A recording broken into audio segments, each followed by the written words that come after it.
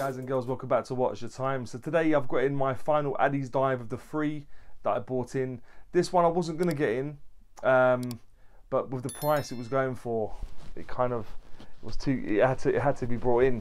Like I said, this sort of comes in at sort of £15, which is quite remarkable given certain things you get on the watch. It's by no means perfect, but for £15 you don't get anything that's perfect, do you? Let's be honest.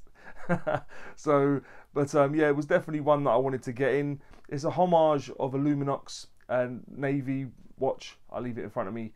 Yeah, definitely, unmistakably, they've definitely gone for those sort of design elements that they're trying to homage from that watch. And this costs sort of 5%, 10% of what they sell for. So yeah, it can't be bad. More 5%, I'd say. But yeah, it's not a bad watch. One to definitely be considered if you want something a little bit rugged, reliable. It's Quartz as well, so if you want something you can just change the battery and off your pop, then it could definitely be for you. Cheap and cheerful, not all specced out like some of the more expensive ones, but definitely something to consider. I do appreciate you tuning back in and all your support. And without further ado, let's get the camera turned around and get on with it. Hi guys and girls, so this is the watch. This is one of the 3 Addiesdives that I bought in the sale, in the 11/11 sale. Yeah, this is their military watch. It's a Luminox Navy SEAL homage. You'll see as I go through. It's got a lot of that in there. Let me undo it. It comes in the usual box, this suitcase thing they give you. Not a problem. I like the fact it's so supportive. I've still kept it in there. I put it back in there afterwards. You've got the usual user manual, inside warranty card. Nothing else, just apart from the foam pillows inside. So let's put that to the out of shot of the camera. We take it out of the protective sleeve it comes in. Inside again, it does have one of those hang tangs, just with Addiesdive written on there. And this is the one that I opted for. There's a few different color variations. They also got stainless steel straps or whatever, but I opted for this one, and not too unhappy. As you can see, quite a bit of AR coating on there again. Yeah, can't complain. This sort of comes in the sales for like £15–16, so yeah, quite remarkable that you can get something like this for that price. But yeah, so the model number for this is the MY-050SC. Inside it's running a Quartz. It's running a Quartz movement. It's all I can find for it is the Miyota 2115. The case material, I think it's only the case really. It's a zinc alloy. It's got some sort of coating on there, and it's sort of matte coating on there. So yeah, that's the case. From what I can see, the crown, the bezel, they feel plasticky if I'm being honest, and the case back stainless steel, as are the hang tangs on the Zulu style strap or Nato. But yeah, the case thickness of this watch, not including the strap, is 14.2mm. The case diameter, going from the 8 to the 2 as I normally measure, is 45.2. When you go from the 9 to the 3, including the crown, is 49.7. The lug width is 22, and the lug to lug, tip to tip, is 50.8mm. So not a small watch, but very similar dimensions to the watch that it's homaging actually. The case back, I'll try and open this for you. This has been a bit of a nightmare, and I will give you a little bit of an early preview. It will be appearing on my pants list, trying to sort of get this away from the crown there. It's not easy. So as you can see, that's the case back. I won't do it again just because it takes way too much force and I don't want to send everything flying. But that's the, yeah, it's very, very tight there, guys. So just bear that in mind if you end up buying one of these. Yeah, it's not easy to deal with. The bezel is a 60-click bezel. I'll let you listen to it.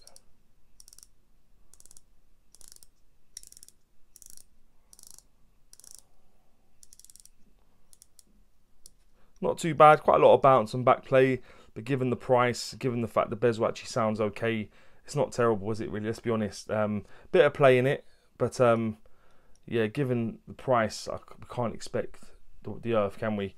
The crown, again, is signed, and as I said before, it's plastic, situated at the 3 o'clock. It's only push pull, not a screw down crown. The strap material it comes on is a canvas Nato strap. Has got these Zulu tangs on there. I will pop it on my wrist in a bit, let you see what it looks like on me. As you can see, that AR coating is just playing with the light at the moment, and I do like me a bit of AR coating. The clasp it comes with is a pin buckle clasp. I know these are Zulu sort of tangs, but I would prefer it to have come with slightly larger tangs, but given the price, I'm not going to grumble too much. But it's a pin buckle clasp. The crystal covering that dial is mineral crystal, and at the price, again, I don't think we can expect anything else. You're definitely not going to be expecting sapphire for that sort of money. The water resistance in this watch is slated as being 50 meters, so that would give you 5 atmospheres of water resistance with this watch, and the weight will appear in the top right hand corner. It's in and around 103 grams, give or take. But let's have a look at the dial now, guys. So what you have, I think from what I can make out, they look like they're Lume tubes each every hour. If they're not, they certainly look like that. So obviously you've got quite long hour markings everywhere, which is on a slightly raised rehaut. Inside that, you've got numerals going from 1 to 12 for the time. Inside that, you've got 24 hour, 13 to 23, 24. Just below that, you've got Addiesdive. Actually, let me take the crown out, just so I can put it to a sort of 20 past 8, so you can have a better look. But yeah, you've got numerals. So you've got 12 hour, 24 hour for time. But just below the 12, you've got Addiesdive, the Addiesdive logo and script writing. Just above the 6 o'clock position, you've got water resistant 50M, just denoting the fact it's 50 meters of water resistance. Like I said, the Lume on this is actually pretty cool. At the 12, I'm not sure why they've gone for a slightly different color. I'll bring that up now just so you can have a look at what I mean. I'm not sure why they've gone for that. Probably in keeping with the original or the watch is homaging, but I think it's not. But I think where it's inconsistent and the Lume's not as good, it's not doing it any favors, to be perfectly honest. But yeah, that's the dial, guys. As I said, it's a quartz movement, so if you take it out, it will hack. You put it to the first position, a bit like most watches. You take it to the first position, you can change the date, scroll through, just go to whatever date you want, push it back in, and there you go. The hands are done quite well, finished nicely. You've got a white second hand just for a bit of contrast and colour. But yeah, that's the dial, guys. Nice orange, no, not real sunburst, but with the AR coating, it sort of plays with the light and offers a bit of different distortions and stuff, different colours in different lights. But yeah, it looks cool. But let me pop it on the wrist quickly now, guys. So as I've said before, my wrist is just above a 7-inch wrist. I'm not sure where this is going to fit me because I wore it for a little while, but I'm keeping it up for someone else. So 1 second. So that's what it looks like on my wrist. As I say, not a small watch, but for the price, that is not bad. I've got to say, £15. Yeah, that's pretty good, to be honest. But yeah, that would take me on now to what I think is pants and pukka about the watch. And if you've ever watched before, you'll know I always start with pants. I like to go on a high with pukka. So what I think is pants is, as I said before, the Lume at the 12. I don't like it being a different colour, but it wouldn't be so bad if it was consistent and the same sort of brightness as the rest of the Lume everywhere else, to be honest. The bezel play, yeah, I know it's probably a bit harsh given that it's such an inexpensive watch, but that's just a bit too much back play there, to be honest. And the lug and strap fit where it meets the case, as you can see, I really struggled to pull through that Nato strap, just because I think the spring bars are the wrong size, so that was a bit of a nightmare. But really, given the price of the watch, that's kind of all I've got, really. I'm not going to moan about the alloy case or anything like that, given the price. Yeah, so that's all you've got now for the pants is the Lume at the 12, the play in the bezel, and the lug strap fit, the lug ends. What I think is pukka, the legibility. When I wore this watch, it was so easy to tell the time. I think the AR coating definitely helps with that. So yeah, the AR coating as well. The Lume, as I put aside from the 12 o'clock position, the Lume on this is fantastic for the price. Actually, you don't get many watches in this price range that offer the Lume that this does. So that's really cool. The bezel clicks, as you heard before, the bezel clicks they're not bad. Pretty consistent, little squeaky in places, but generally for the price, I think that's passable in terms of the clicks. But yeah, backplay's not great.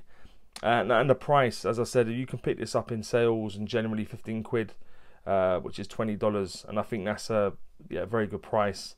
Addiesdive are definitely trying to sort of offer a bit of a range of watches for different price ranges as well. So yeah, I think they've done alright. So let's surmise what I think is pants. Pukka. I'd go with the legibility. I'd go with the AR coating, the Lume, the bezel clicks, and the price in terms of what I think is pukka. And would I recommend this watch? Yeah, I would actually. I think for the price, if you're looking for a Luminox style watch on a budget, and like I said, because this watch feels like it's quite hard wear and it will last a long time. If you're able to sort of remove the canvas strap, Nato strap from the case, then I'm sure changing the battery wouldn't be a problem either. So yeah, I would recommend it for the price. Don't overpay for this watch though. I'd definitely wait to get it in and around the prices I've mentioned, and then you've got a good watch for that price. So yeah, that's how I'd sum it up. But guys, what's more importantly, let me know what you think about this watch, and maybe any other watches you may want to see on the channel. And as always say, don't forget to like and subscribe, and always watch your time. Take care guys, all the very best.